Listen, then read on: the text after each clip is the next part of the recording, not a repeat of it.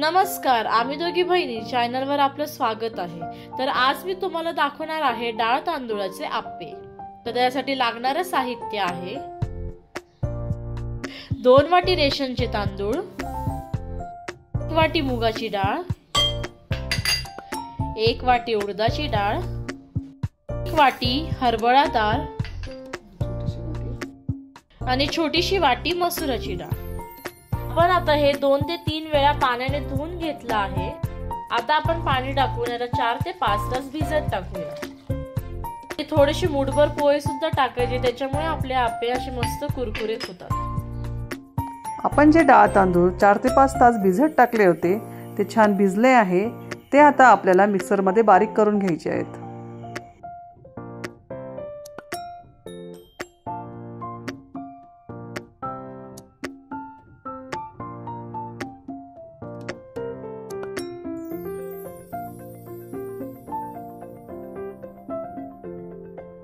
आणि मिक्सरला फिरवताना आपल्याला अजिबात पाणी नाही टाकायचे।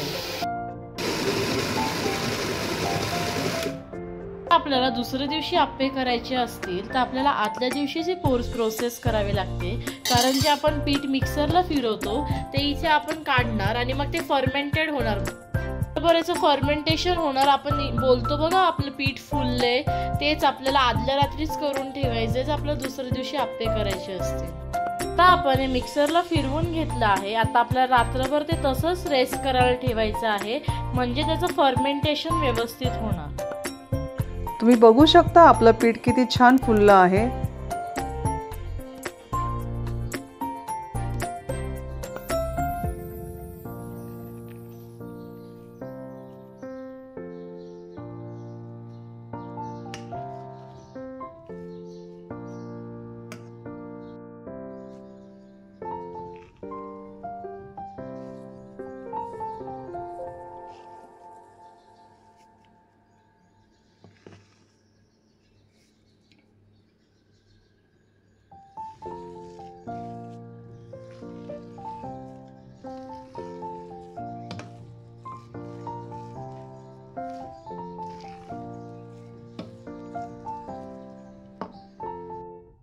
तर आपण काल रात्रीचे पीठ भिजत टाकलं, तुम्ही बघू शकता किती मस्त ते फर्मेंट झालं आहे आणि मस्त फुललं सुद्धा आहे। आता आपण आप्पे बनवण्यासाठी याच्यामध्ये मीठ, कांदा टाकणार आहोत। चवीनुसार मीठ,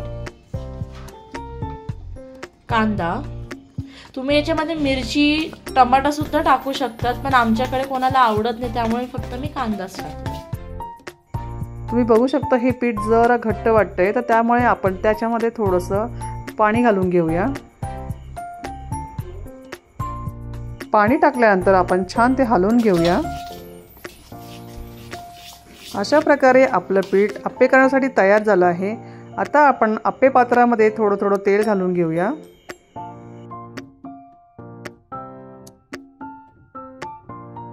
आता आपण प्रत्येक कप्प्यामध्ये आप्याचं पीठ टाकून घेऊया।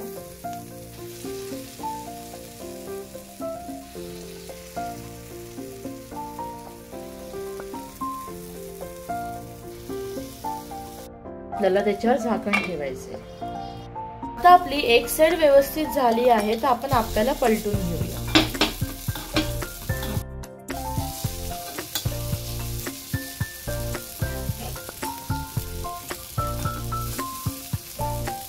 आपले आप्पे बघा एक साइडने किती खुसखुशीत मस्त दिसत आहेत।